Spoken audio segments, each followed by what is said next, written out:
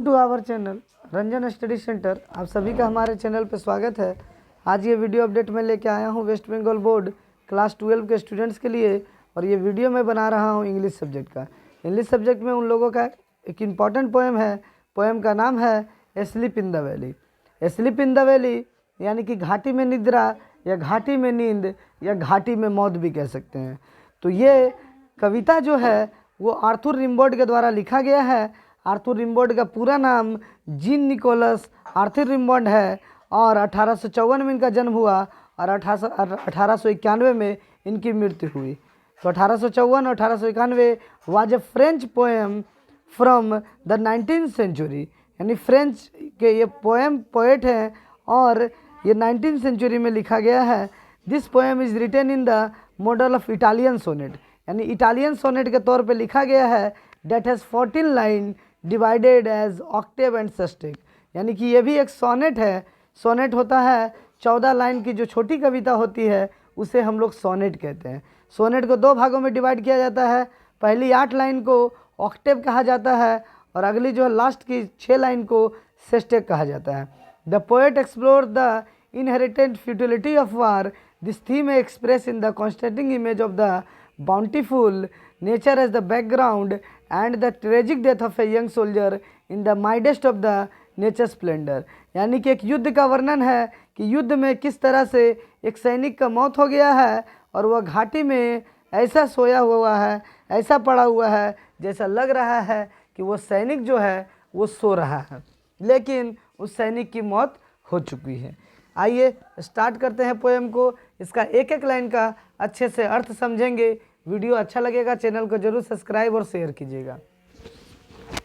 A small green valley where a slow stream flow and leaves long strand of silver on the bright grass from the mountain top stream the sun's ray they feel the hollow full of light, यानी कि एक छोटी सी हरी भरी घाटी है जहाँ पर एक छोटी सी जो है धारा बह रही है पानी की, यानी छोटी सी नदी बह रही है। वहाँ पर जो है उस पर जब सूरज का लाइट पड़ रहा है तो चारों तरफ सिल्वर का जो है एक चमकीला, चारों तरफ सिल्वर का तरह चमक रहा है।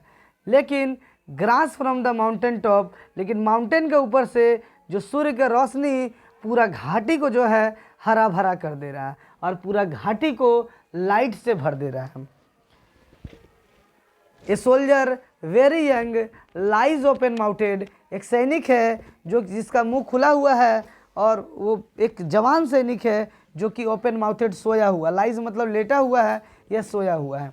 A pillow made of fern beneath his head, यानी एक तकिया है। A pillow made of fern beneath his head, यानी कि एक तकिया है, कुछ फर जो है रुई के टुकड़े वहाँ पे गिरे हुए हैं, तो दूर से देख के लग रहा है कि उसके माथे के नीचे रुई का एक तकिया है। A slip stretch in the heavy undergrowth, वह गहरी नींद में सो रहा है। पेल इन हिज वार्म, तो यानी धूप के वजह से उसका शरीर पीला हो गया है। ग्रीन सन सॉक्ड बेड, और वो जिस बेड पे सोया हुआ है वहाँ का घास पूरा जो है जो धूप को सोख के गर्म हो चुका है। His feet among the flower, उसका पैर फूलों के ऊपर है। हिज स्लिप, वो सोया हुआ है। His smile is like an infant gentle without गाइल, यानी उसका हंसी एक निर्दोष बच्चे की तरह, एक छोटे बच्चे की तरह लग रहा है। अह नेचर कीप हिम वार्म ही मे कैच कोल्ड, कभी कहता है कि ओह प्रकृति इसे जो है गर्म रखो नहीं तो इसे ठंड लग जाएगी। The humming insect don't disturb his rate, वहाँ पे कुछ इंसेक्ट्स जो है कीड़े मकोड़े उड़ रहे हैं, आवाज़ करने वाले कीड़े मकोड़े, उसे जो है कवि कह रहा है कि इसके रेस्ट को डिस्टर्ब मत करो, इसके आराम को डिस्टर्ब मत करो। स्लीप इन हिज सनलाइट, वो धूप में सोया हुआ है। One hand on his breast, उसका एक हाथ जो है उसके छाती पर है। At peace in his side there are 2 red hole, यानी कि अचानक कवि देखता है कि उसके साइड में जो है 2 रेड होल हैं, यानी कि उसे 2 गोलियां लगी हैं युद्ध में और उसकी मौत हो गई है। और घाटी में ऐसे सोया हुआ है जैसे लग रहा है कि वह मरा नहीं है, वह सो रहा है।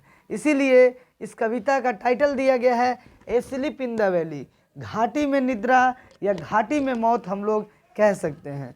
तो इस पूरे कविता में हमें यही समझ में आया कि एक छोटी सी हरी भरी घाटी है जो चारों तरफ जो है वहाँ सूर्य के रोशनी से वो घाटी पूरा चमक रहा है। एक छोटा सा नदी बह रही है, वहाँ पर एक जवान सैनिक लेटा हुआ है, उसका मुंह जो है खुला हुआ है, उसके माथे के पास कुछ रुई के टुकड़े पड़े हैं। देख के लग रहा है कि उसके माथे के नीचे रुई का एक तकिया है और वह गहरी नींद में सो रहा है। धूप में सोने के कारण वह गर्म हो गया है, उसका शरीर जो है पीला पड़ रहा है, पीला लग रहा है देखने में।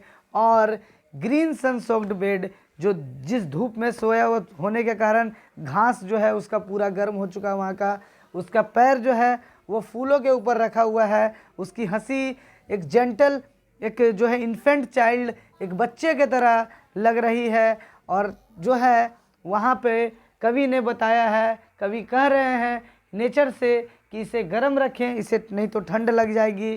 कुछ हमिंग इंसेक्ट्स वहाँ पे मंडरा रहे हैं, आवाज़ करने वाले कीट पतंग, जिसको कवि कह रहे हैं कि इसका हंसी को डिस्टर्ब मत करो। लेकिन अचानक कवि ने देखा कि उसके साइड में 2 रेड होल है। तो ये जो है कविता एक सैनिक के बारे में है जो कि युद्ध में गोली लगने के कारण मर जाता है। तो अगर आप लोगों को कविता अच्छे से समझ में आई होगी, वीडियो को लाइक और शेयर कीजिएगा। हमारे चैनल को जरूर सब्सक्राइब और शेयर कीजिएगा, क्योंकि हमारे चैनल पर क्लास 11, 12 आर्ट्स के, कॉमर्स के जो है सभी प्रकार के जो वीडियो आप लोगों को जो है उपलब्ध मिल जाएंगे।